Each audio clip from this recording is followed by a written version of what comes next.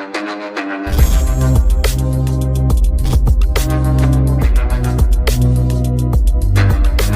Friends, good morning সবাইকে। আজকে আবার একটা নতুন ব্লগ নিয়ে চলে এসেছি। অনেক দিন বাদে তোমাদের সাথে একটা ব্লগ শেয়ার করছি। তো আমরা কোথায় ঘুরতে যাচ্ছি না যাচ্ছি সবই তোমাদেরকে বলবো, সাথে থাকো, দেখতে থাকো। সবাই কেমন আছো বন্ধুরা, অবশ্যই জানিও। আর অনেক দিন বাদে আমি ভিডিও দিচ্ছি কিছু কারণে।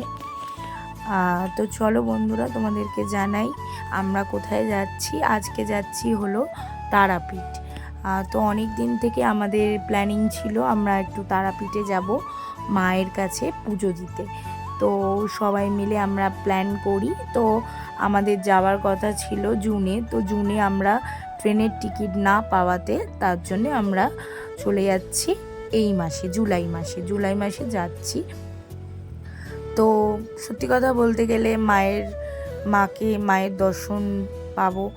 তো জুনে তো অনেক দিন থেকেই ইচ্ছা ছিল, জুনে হলো না, তো জুলাইয়েই যাচ্ছি। তো আমরা এদিকে উবের বুক করেছিলাম। তো আমরা ফ্যামিলি মিলে যাচ্ছি, শুধু আমার বাবা আর হলো আমার সেজো বোন যাচ্ছে না, কারণ আমার সেজো বোনের অফিস আর বাবারও কাজ আছে, বাবা যেতে পারিনি, তাই আমরা ফ্যামিলি মিলেই যাচ্ছি।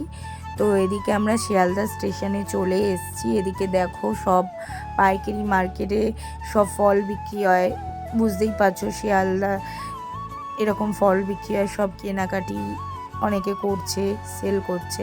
তো এইগুলোই তোমাদের সাথে তুলে ধরলাম, শেয়ার করলাম। তো এদিকে অনেক রকমের ফল আছে, আম, আতা, কলা, অনেক রকমের, লেবু।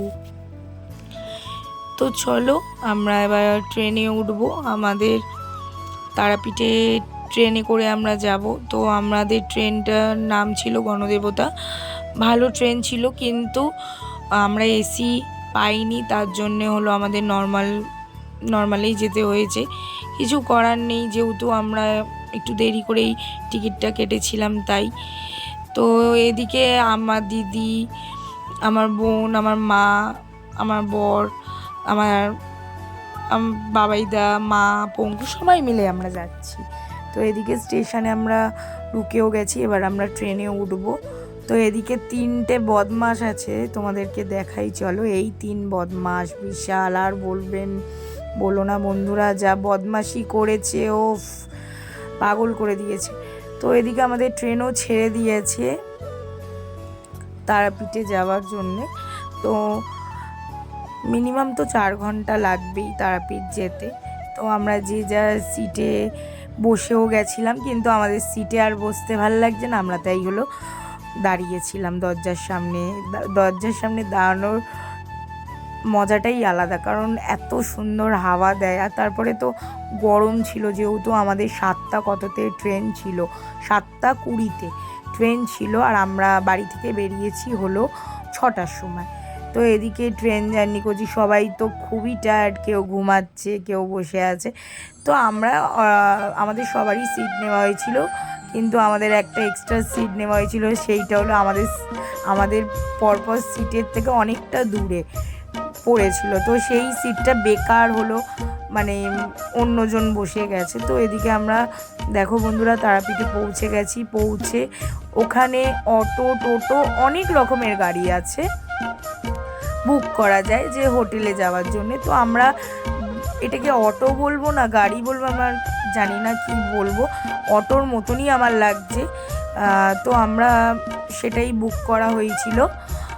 ওনাকে বলে দেওয়া হয়েছিল যে আমাদের হোটেলে পৌঁছে দেবেন, আর পরের দিনকে আমরা সোনাঝুরি যাব, সেইখানে আমাদের পুরো ঘোরাতে হবে আপনাকে।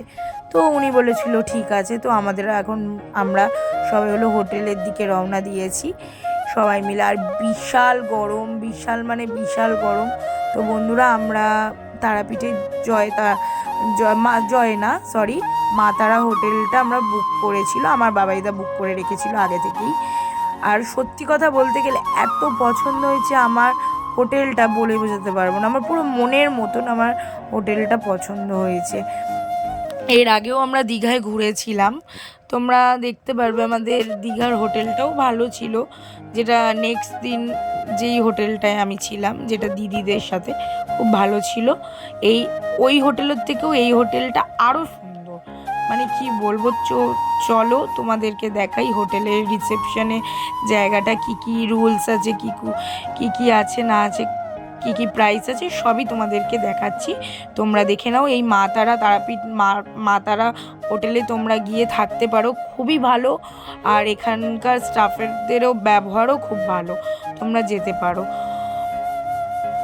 তো বন্ধুরা দেখে নাও, এখানে চেকিং টাইম হলো 12টার সময় আর চেক আউট টাইম হলো 11টা। আর তো বন্ধুরা আমি তোমাদেরকে দেখিয়ে দিয়েছি কি কি প্রাইসের ছিল। আর আমাদের 3টে রুম নেওয়া হয়েছিল, 3টে রুমই ছিল এসি আর সিঙ্গেল বেড।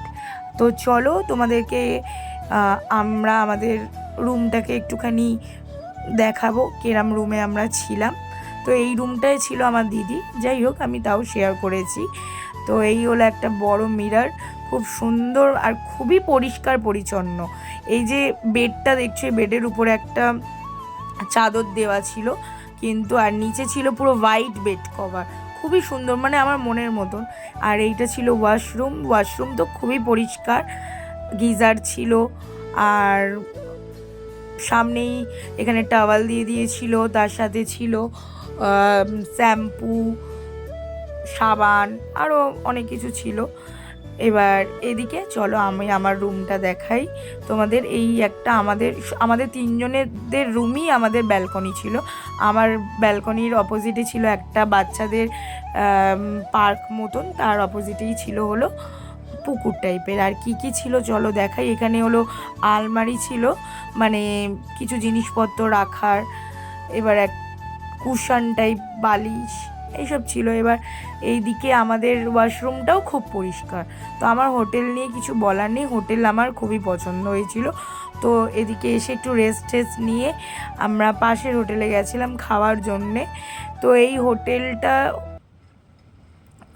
খাওয়া দাওয়ার সেরকম ব্যবস্থা ছিল না বলে আমরা বেরিয়ে গিয়ে আমরা আমাদের হোটেলে বসে একটু ওয়েট করে আমার বাবাইদা আর আমার বর দুজন মিলে চান করে এসে আমরা হলো খেতে বেরোই।